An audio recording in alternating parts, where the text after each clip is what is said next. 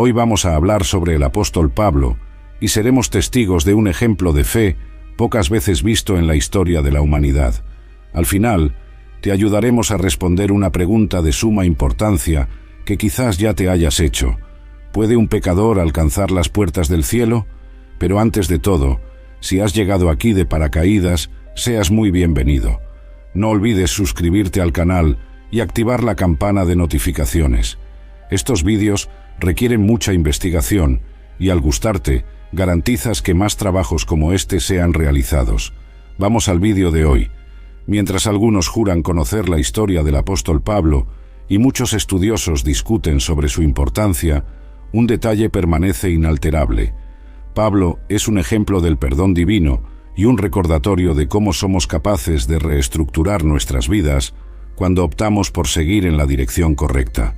Es un ejemplo de cómo somos imperfectos y a pesar de esas imperfecciones, somos capaces de superar el camino que hemos recorrido y elegir una ruta totalmente nueva.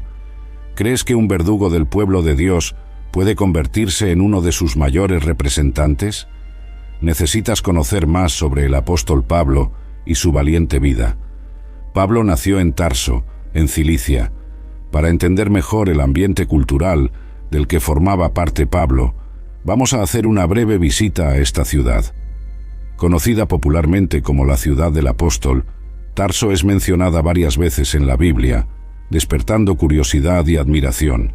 Hay al menos varias referencias directas al lugar. Fue el propio Pablo quien la mencionó en dos pasajes distintos, en Hechos 21, 39 y Hechos 22, 3. Muestra los fragmentos, pero Pablo le dijo: «En verdad soy un hombre judío, ciudadano de Tarso, una ciudad no poco célebre en Cilicia. Te ruego, sin embargo, que me permitas hablar al pueblo». Hechos 21, 39.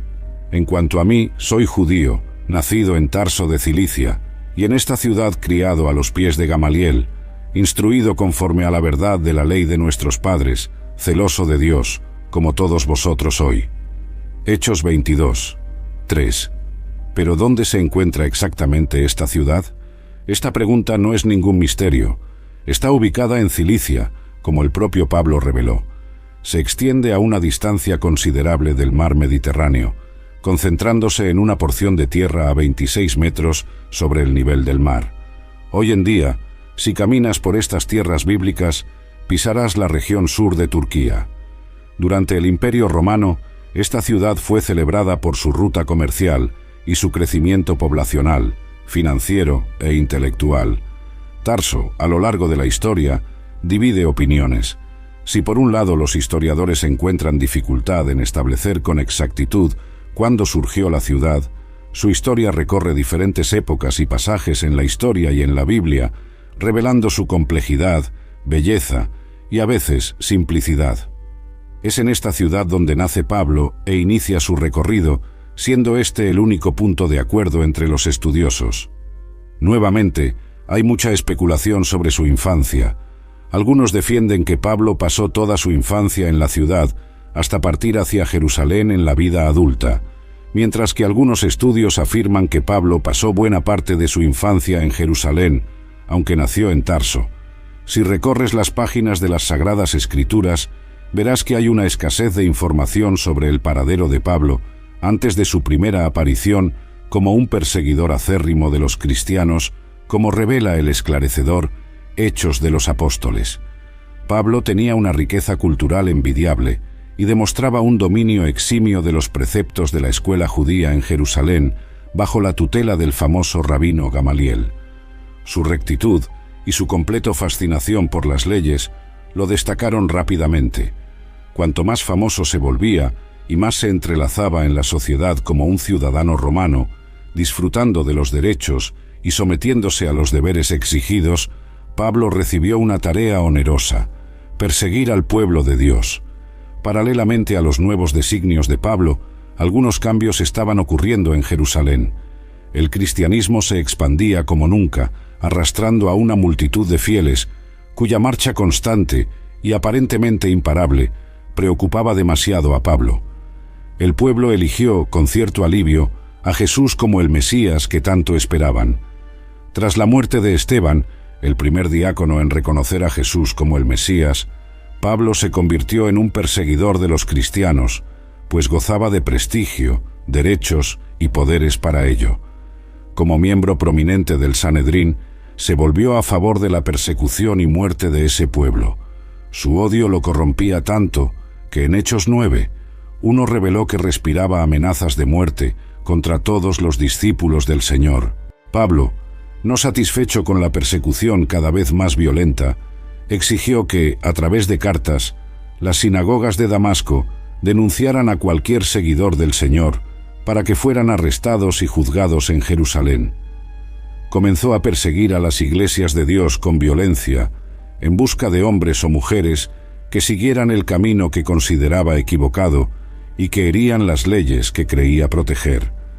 Aunque toda la educación de Pablo había sido ejemplar y su formidable dominio de las leyes había sido el más correcto, había de manera literal una ceguera que le impedía ver toda la maldad que propagaba. ¿Quieres saber cómo ese mismo Pablo se convirtió en uno de los apóstoles del Señor? Cada vez más dominado por una inagotable sed de sangre, Pablo partió rumbo a Damasco, cuando avistó una luz fuerte que irradiaba del cielo, abarcándolo por completo. Con la exposición a la luz, Pablo cayó al suelo y, aún aturdido, escuchó una voz profunda que le preguntaba: «Saulo, Saulo, ¿por qué me persigues?». Hechos 9, 4. Pablo estaba incrédulo y solo pudo preguntar quién era el dueño de esa voz, cuando ella repentinamente le respondió: «Yo soy Jesús, a quien tú persigues». Hechos 9, 5. Aún aturdido, recibe la única orden de Jesús: entrar en la ciudad y esperar a alguien en Damasco que sería capaz de guiarlo hacia una nueva dirección a partir de ese momento. Pablo entonces se levanta, pero se da cuenta de que ya no ve. Pero ¿cómo podría ser que Pablo, un perseguidor del pueblo de Jesús, alguien que ahora tenía una misión divina y un papel que desempeñar en el ministerio de Cristo? Tal vez sea uno de esos milagros o un misterio que solo a él le corresponde entender, pero lo que podemos afirmar es que Pablo jamás fue el mismo después de ese día. Con la ayuda de los miembros de su comitiva que presenciaron todo en silencio, Pablo se levantó y continuó el corto camino. Llegando a Damasco, esperó pacientemente por 3 días. Su visión estaba completamente comprometida y aún no se había recuperado de la experiencia. No comió ni bebió durante ese periodo. Del otro lado de Damasco, un discípulo llamado Ananías vivió una aparición similar a través de una visión. El Señor le pidió que fuera a un lugar determinado y buscara a un hombre de Tarso llamado Saulo. El hombre, en su infinita devoción, cuestiona al Señor sobre la maldad de Pablo y su persecución a aquellos que invocan su nombre, pero el Señor reafirma la importancia de Pablo como instrumento para propagar su palabra ante el pueblo de Israel. Fue Ananías quien curó a Pablo de la ceguera que lo afligía y lo bautizó, como revela Hechos 9, 11 a 16. Esto revela que, aunque Pablo no sea uno de los 12 discípulos, su importancia era tan tremenda que el propio Señor tenía un plan escrito, garantizado y deseado para él. Su importancia era indiscutible. Otro punto relevante en la conversión de Pablo es que él jamás cuestiona el llamado de Cristo. Por el contrario, sigue piadosamente su recomendación, a pesar de la ceguera. Entra a la ciudad y espera pacientemente durante 3 días. Durante ese período, cambia drásticamente su manera de actuar, enseñando el Evangelio al pueblo que juró perseguir. Pablo también pasa a renunciar a vestimentas y alimentos para orar y dedicar sus días a los intereses del Señor. Como alguien que veía a Jesús como un impostor, lo reconoció como Hijo de Dios tan rápidamente. ¿Es esta la prueba irrefutable de que Dios escribe derecho por líneas torcidas? Tras su conversión, Pablo partió hacia sus famosas misiones. Primero fue al encuentro del pueblo que vivía en Arabia. Pasó largos 3 años en la región. Durante su estancia, es probable que haya reflexionado sobre los nuevos rumbos de su vida y sobre el peso que necesitaba cargar para cumplir los planes orquestados por el Señor.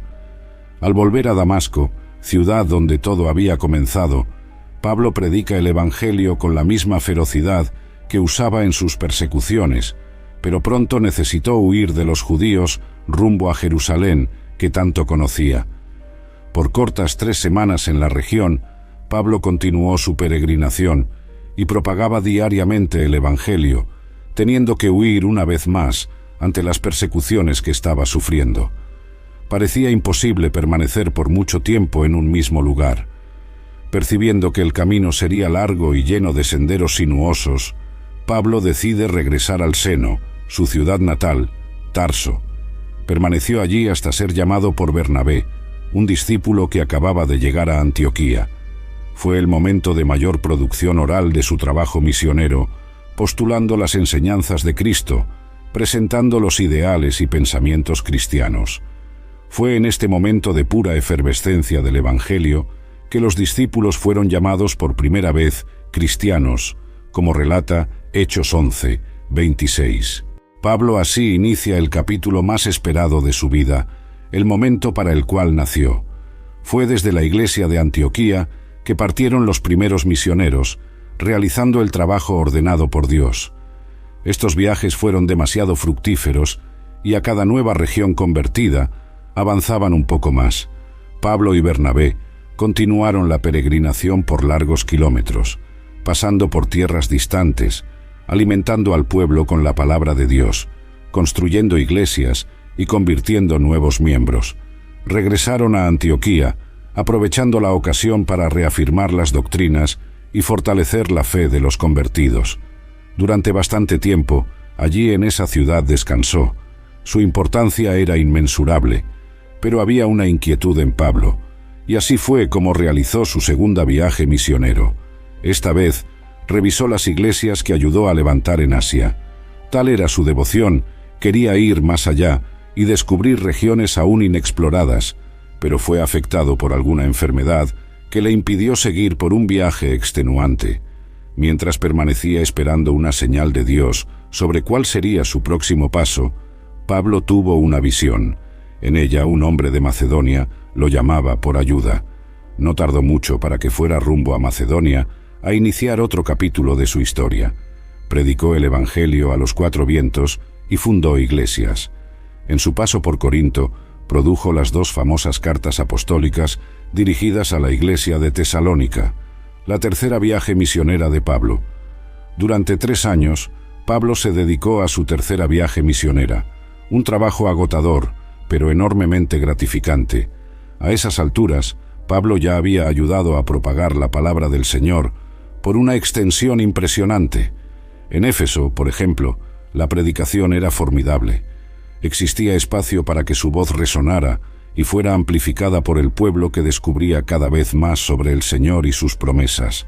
Fue en ese suelo fértil donde Pablo escribió la primera epístola a los Corintios, iniciando una serie consagrada de epístolas que aún produciría durante esos meses. Al final de su viaje, decidió visitar Jerusalén, lugar en el que casi fue asesinado por una multitud. Salvado bajo fuerte protesta, Pablo fue arrestado y así permaneció por largos 2 años hasta ser convocado para un juicio. ¿Recuerdas los privilegios de un ciudadano romano? Uno de ellos era ser juzgado por el emperador. Su ida a Roma fue inmediata y turbulenta. Llegando allí, tuvo el derecho a una residencia concedida, pues sería una infracción de las leyes vigentes que un romano fuera encarcelado sin pasar por el debido juicio. Su castigo fue permanecer bajo fuerte vigilancia en Roma. A pesar de ser vigilado todo el tiempo, Pablo logró convertir a la mayoría de los soldados que formaban parte de la Guardia Militar, quienes cambiaban de turno y apreciaban su conocimiento sobre el Evangelio. Su presencia era una consagración del pueblo cristiano, y no tardó mucho para que fuera visitado por la población local, tanto judíos como gentiles. Su arresto domiciliario, por así decirlo, había terminado, y Pablo no descansó. Partió rumbo a lo desconocido con su misión de toda una vida. Hay evidencias robustas de que visitó Europa occidental y oriental, y escribió otra porción de epístolas que conoceremos más a fondo ahora, las epístolas de Pablo. Las epístolas de Pablo comprenden una parte significativa del Nuevo Testamento y son esenciales para la fe cristiana que él defendía. En sus cartas, Pablo aborda una variedad de temas, ofreciendo orientación e instrucción para las comunidades cristianas que él ayudó a fundar. En cada lugar, depositaba una semilla que florecía y fortalecía los cimientos que ayudó a construir. Antes que nada, las epístolas de Pablo apelan mucho al papel de la fe. Pablo enseña que la salvación no cuesta nada más que, a través de la fe, reconocer en Jesucristo su único Salvador. Solo existe un camino, una misma entrada. Sería, de esta forma, Cristo nuestro Redentor e instrumento para nuestra reconciliación con Dios. Pablo aborda cuestiones éticas y prácticas enfrentadas por las comunidades cristianas que fundó. Proporciona orientaciones sobre cómo vivir una vida que honre a Dios y promueva la unidad y el amor entre los creyentes. Sus cartas a los Corintios, por ejemplo, tratan cuestiones como divisiones en la Iglesia y recomendaciones para superar las adversidades mundanas. Otro tema prominente en las epístolas de Pablo es la importancia de la comunión. Destaca la necesidad de que los creyentes se apoyen mutuamente. Pablo frecuentemente expresa su gratitud por las comunidades cristianas y anima a los creyentes a trabajar juntos para propagar el Evangelio que ayudó a esparcir. Sus cartas están llenas de sabiduría práctica para enfrentar los desafíos de la vida cristiana en aquel entonces y hoy en día. El amor es paciente, es bondadoso. El amor no tiene envidia, no se vanagloria, no se envanece, no actúa de manera indecorosa, no busca su propio interés, no se irrita, no guarda rencor, no se alegra de la injusticia, sino que se regocija con la verdad. Todo lo sufre, todo lo cree, todo lo espera, todo lo soporta. Corintios 13, 4-7. Estos no son solo alegatos abstractos. Algunos de estos documentos permanecen físicamente conservados en su condición original hasta hoy. Sus epístolas son monumentos de la fe cristiana. Solo en el fragmento que han escuchado ahora, Pablo logra describir las características del amor cristiano, enfatizando su naturaleza profunda, humilde y altruista. Comienza afirmando que el amor es paciente, resaltando la capacidad de soportar dificultades y pruebas con calma y profunda claridad. Esta paciencia es como un don destinado a aquellos que no esperaban nada a cambio de las buenas acciones que distribuyen. Pablo continúa su descripción del amor, afirmando que no tiene envidia, revelando que el amor experimentado en Cristo no es celoso, que se revitaliza en la felicidad del otro, sin orgullo o mezquindad, nada posesivo. Además, afirma que el amor no actúa de manera indecorosa, es decir, no actúa de forma grosera o arbitraria, no busca sus propios intereses, sino que se preocupa solo por los intereses de los demás. El amor se acobarda y enmudece ante el mal, mostrando una disposición para perdonar y olvidar las ofensas recibidas. Pablo resume brillantemente la naturaleza del amor al afirmar que todo lo sufre, todo lo cree, todo lo espera, todo lo soporta. Esto significa que el amor es perseverante e inquebrantable, incluso frente a las circunstancias más difíciles, como un barco que superó el naufragio, el mar más violento. El amor es la base de todas las virtudes cristianas, y es a través de él que los creyentes pueden vivir en comunión. La muerte de Pablo. Mientras tanto, el emperador Nerón acusaba a los cristianos de un incendio provocado, iniciando una persecución similar a la que ocurrió en Jerusalén. En ese ambiente de violencia contra el pueblo de Dios, Pablo fue arrestado nuevamente y llevado a un nuevo juicio, aunque esta vez su condena fue más trágica, la muerte. Se sabe poco sobre las últimas horas del apóstol antes de su ejecución. Como era un hombre de fe devota, creemos que oró a los cielos y esperó por su destino como siempre lo hizo, sabiendo que independientemente de lo que se decidiera a partir de ese punto, estaría con Dios. El pueblo de Dios no suele horrorizarse con la muerte. Es una fase que nos espera a todos nosotros, y aunque no sabemos cuándo, tenemos la certeza de que al final la recompensa es cierta. Por eso, para Pablo, poco cambiaría. Si continuara por algún intermedio divino, seguiría su curso, pero si el destino fuera aquel como el emperador decidió, sabía que encontraría al Creador, y de cierto modo, ¿hay mayor felicidad que entrar en los reinos de los cielos? Lo que sabemos, como bien describe la Biblia, es que Pablo fue llevado fuera de la ciudad y decapitado en 66 después de Cristo. La ubicación exacta permanece como objeto de discusiones fervorosas. Este sería el final trágico de esta historia si no estuviéramos hoy, en 2024, celebrando la vida, la obra y la importancia de este hombre temeroso de Dios, un perseguidor que se convirtió en propagador, cuya vida es un ejemplo a seguir y un recordatorio vívido de los planes de Dios. No hay vida que no pueda ser tocada por la experiencia divina. Es una formidable lección de vida que revela que los caminos de Dios a menudo pueden estar pavimentados por turbulencias, pero el destino final es el suelo sagrado. Quien permanece firme ante las adversidades y reconoce su papel al lado del Creador, vivirá una vida ardua llena de dolores y pruebas. Pero una cosa es cierta: la victoria es eterna. Su historia jamás será olvidada y siempre será recordado como un hombre que renunció a los privilegios que disfrutaba para vivir una vida íntima con Dios. Como muchos de nosotros, Pablo recibió un llamado y no huyó. Por el contrario, en el momento de mayor prueba, no sucumbió. Se volvió más fuerte, cuya fe impenetrable lo ayudó a propagar lo más lejos posible las enseñanzas de Cristo. Se dedicó enteramente al plan que Dios orquestó para su vida. Lo hizo hasta el último suspiro. Vale recordar que la Biblia no es meramente un libro antiguo que narra historias épicas y edificantes. Es un libro que nos ayuda a superar los días frente a las adversidades y los ejemplos que debemos seguir.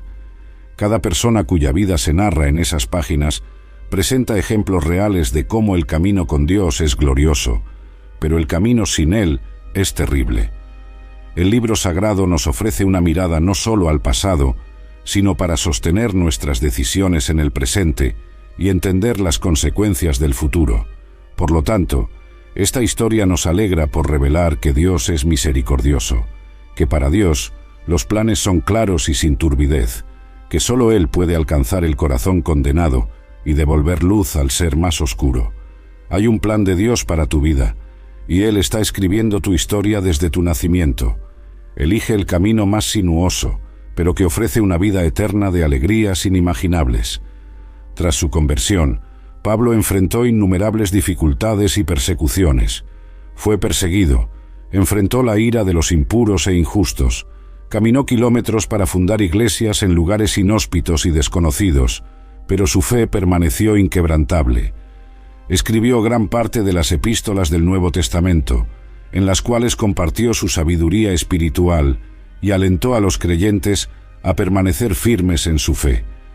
Como mencioné anteriormente, los invito a leer esta obra extensa y de gran conmoción.